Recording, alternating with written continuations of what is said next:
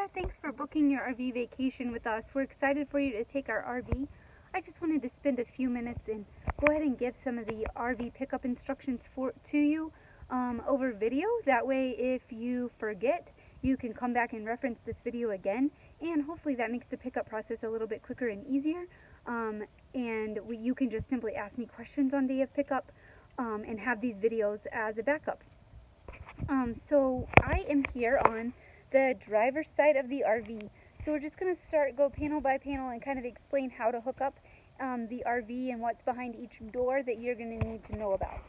So starting on the driver's side, the first panel that you see here, this is just a generator access panel. There's nothing in there that you are going to be concerned with. That is simply for service work on the generator itself. The next little square box here that you see, that is the power cord for the RV. So when you arrive at your campsite, you're going to simply just come down here and open the door, and I'm going to show you inside here. So you have a black plug that is plugged into the silver box.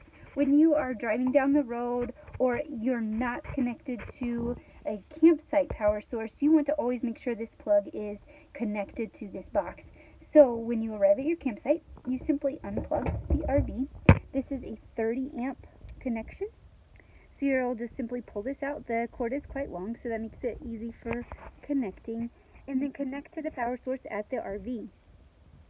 If there's an issue, we do have a converter for it to become a 50 amp power source. So your 30 amp would plug in this side, and then you have a 50 amp plug on the other. I don't know that anyone's ever used that plug, but we do keep it in there just for convenience so that it is there if you need it. Also stored in this little box here is this connection that will take the 30 amp power and convert it to where it can be connected to an extension cord. Typically we do this here at our house while I'm packing or getting the RV ready for you. I use it so that we have power on the inside of the RV without having to run the coach batteries, and then also that allows the fridge to be run off of electricity versus propane, and I can get it cool before you come to pick it up. So like I said, whenever you are done at your campsite, you just want to make sure to go ahead and connect this plug back into the silver box inside of here to complete the circuit. If for some reason this plug is not connected all the way, you are not going to have power from your generator. So when you try to start the generator on the inside of the RV, it will not start. So if you ever have an issue with that, always just come out and make sure this plug is secure and that it didn't jiggle loose with your travels, which has happened in the past to some of our renters. Thankfully, it's an easy fix. Just come reconnect it. So moving along to the next panel here, this panel here, this is simply for the propane refill. So when you arrive, we do ask that you bring the RV back filled with propane. If for some reason you cannot, then we will go fill it up and then just charge you the cost for the refill. However, basically you're going to arrive at the propane store and pull up, and they'll ask you which door the propane tank is stored behind.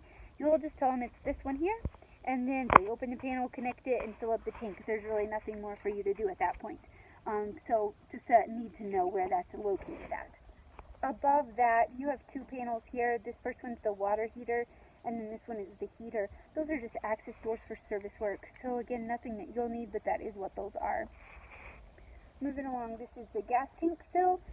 Just standard gasoline, nothing special with that. This is your freshwater intake here on this side. Again, driver's side. All your major connections are going to be on the driver's side, so that's something nice to remember. So when you arrive at your campsite, you'll just take the hose, connect it to the campsite, and then connect the other end here. If you would like, we do have a water filter that we typically keep stored inside the sink in the RV. It does tend to leak a little bit just with the water draining out of it after it's been used. So that's why we leave it in the sink, just because otherwise it causes the lock boxes to kind of start to have an odor from the water being drained into that carpet. So if you would like to use the filter, just pull it from the sink in the kitchen. You would connect it here, connect the hose to the end of that, and then the other end of the hose to your water source at your campsite, and turn turn it on and you're good to go. It's just like having city water. You turn your faucet on inside the RV and you have water. So moving along here at the rear of the RV, you have two storage boxes. This top one is a large storage compartment, which is really nice to throw a lot of things in for travel.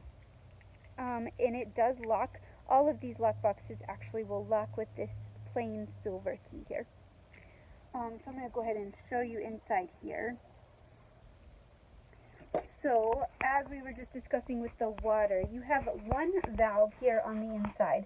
It currently is in the normal position, and your other option is tank fill. If you are wanting to use water like connected from the hose, you always want it to be in the normal position. If you turn it to tank fill, basically that is going to fill the holding tank for the water, fresh water.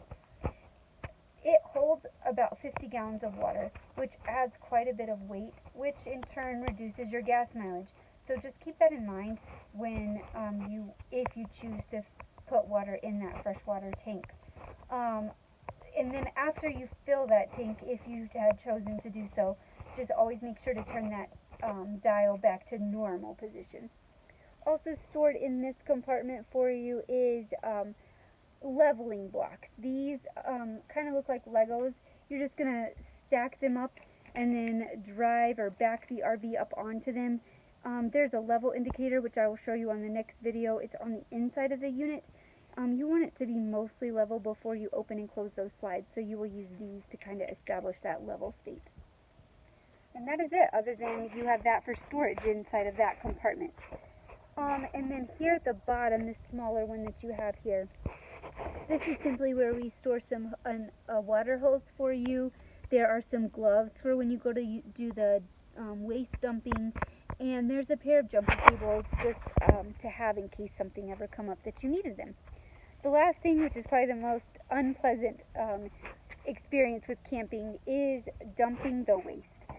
This is the access panel for the waste dumping.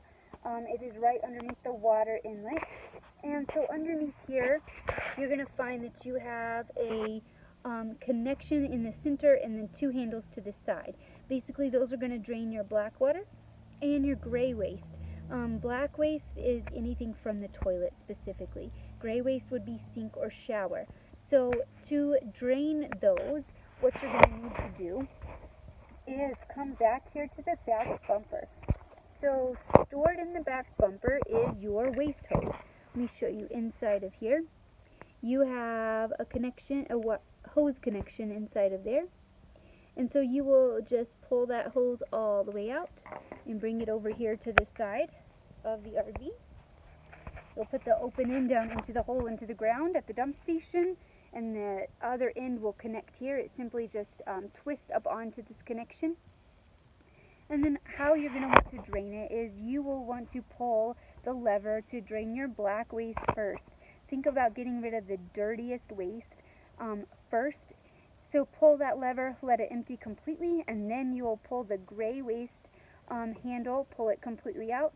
Let that one drain and let it kind of flush out the tubing as well. When it's all done, you can close both of the handles by simply pushing them straight back in.